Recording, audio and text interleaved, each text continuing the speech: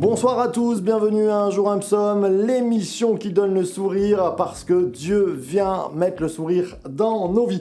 On continue avec le psaume 33, la deuxième partie à partir du verset 12. Si vous le voulez bien, prenez vos Bibles. Alors je ne sais pas si la journée s'est bien passée, c'est le mercredi, pour moi c'est Shabbat, c'est le jour du repos, mais peut-être que vous avez travaillé, peut-être que vous êtes fatigué de la journée, peut-être qu'il est un peu plus tard que 18h chez vous et que vous prenez ce temps, peut-être que c'est le matin, je ne sais pas, mais en tout cas, la parole de Dieu ne revient jamais sans effet. Elle est comme un boomerang, elle revient toujours avec un effet et elle vient avec un effet bénissant. Donc, chapitre 33 des psaumes, verset 12. Heureuse la nation dont l'Éternel est le Dieu, heureux le peuple qu'il a choisi pour son héritage. L'Éternel regarde du haut des cieux, il voit tous les humains.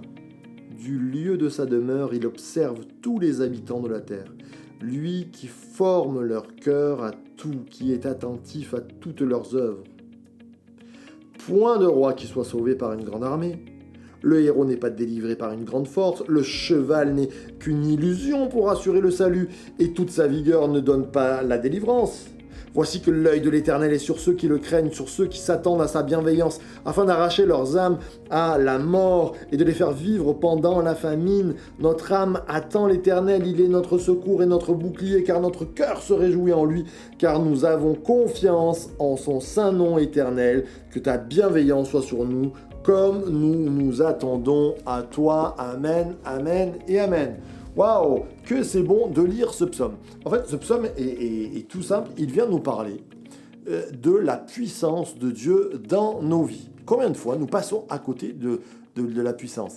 Et combien de fois dans ma vie, j'entends encore la voix de ma maman qui me dit mais va prier. Souvent j'avais des problèmes, je venais, je râlais un peu, j'étais en colère, j'étais nerveux, je disais ah non mais ça c'est pas juste, et babababam. Et puis ma petite maman, là du haut de ses 1m57, elle me regardait droit dans les yeux en me disant mais t'es chrétien, tu crois en Dieu, va prier. Mais c'est vrai, c'est une logique. Combien de fois on n'a pas ce réflexe? Je le dis assez souvent, dans nos églises, on est les meilleurs pour avoir le meilleur agenda, le meilleur annuaire de tous les médecins du monde. Ah, tu as du rhumatisme? Ah, moi je connais un médecin qui, tu l'appelleras 06, nanana. Ah, toi tu as des allergies? Ah, moi je connais un autre médecin, un allergologue. Toi tu as la toux? Moi je connais un ORL. Tu as un cancer? Je connais le meilleur des cancérologues. Moi j'ai envie de vous dire, je connais le meilleur des meilleurs, c'est Dieu. Mais est-ce qu'on a encore confiance à Dieu? Non mais, clairement, vous savez, dans les pays où il n'y a pas d'ORL, de cancérologue, et je ne suis pas en train de dire qu'il faut bannir les cancérologues et toutes ces choses-là. Je dis que notre premier réflexe devrait toujours être « je me tourne vers Dieu » dans mes angoisses, dans mes craintes, dans mes peurs. On croit en Dieu ou on ne croit pas en Dieu? Je ne suis pas en train de dire il ne faut pas aller chez le médecin. Bien sûr qu'il faut aller chez le médecin. Mais je crois que le premier réflexe, on devrait toujours se tourner vers Dieu. Ça nous empêcherait, ça nous éviterait quelquefois de perdre du temps, de l'argent aussi. Point de roi qui soit sauvé par une grande armée. Vous savez qui parle? C'est David. David, il est en train de dire, écoutez les gaillards, j'ai combattu le bon combat, ça a été un guerrier extraordinaire, il savait de quoi il parlait, hein, le gars. Et il disait, c'est pas le roi qui sauve, c'est pas les héros, et pourtant on a eu des héros, c'est pas les chevaux. Parce qu'il l'a vécu, les héros. Goliath était un héros. Eh bien David, c'était un moins que rien. Au nom de l'Éternel, il l'a battu. Dieu avait dit, vous ne prendrez pas de chevaux et de chars. L'armée d'Israël était la plus misérable niveau technique de l'époque, niveau technologique. Eh bien, ils gagnaient tout. Pourquoi? Parce que Dieu était avec eux. Et nous, quelquefois, on regarde la Bible, on dit, ah oui, belle victoire de David sur Goliath.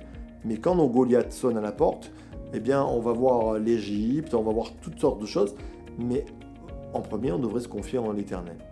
Et aujourd'hui, on passe presque pour quelqu'un de déséquilibré en disant cela, de dire on fait confiance premièrement à Dieu. Moi, en tout cas, c'est mon point de vue. Je crois que dans ce moment, avec le corona, on peut faire confiance à Dieu, on s'attend à Dieu. Dans les moments qui viendront, peut-être de crise économique, on s'attend à Dieu.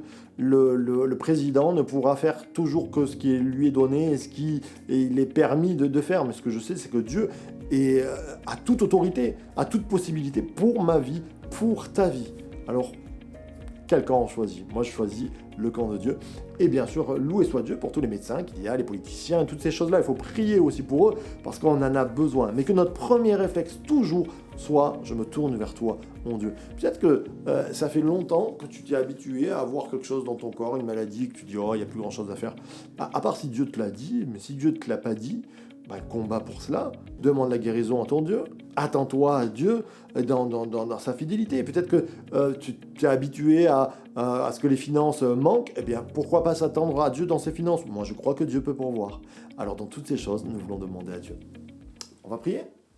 Notre Père, merci pour ta bonté, pour ta grandeur, parce que nul n'arrête les projets que tu as mis en place pour nous. Alors, ce soir, nous venons devant toi et nous te demandons ta provision, ta multiplication, ta croissance et ta bénédiction pour nos vies. Tu as dit, tout est accompli à la croix en mourant. Tu as payé le prix fort pour que nous ayons un plein accomplissement des bénédictions dans nos vies. Alors, nous les saisissons ce soir. À nous la joie, à nous la victoire. À toi soit la gloire. Amen, amen et amen. Voilà, soyez bénis, on se retrouve demain jeudi pour le Jesus Coffee à partir de 7h du matin et puis un jour un psaume à 18h. Soyez bénis, source de vie de Church to Be.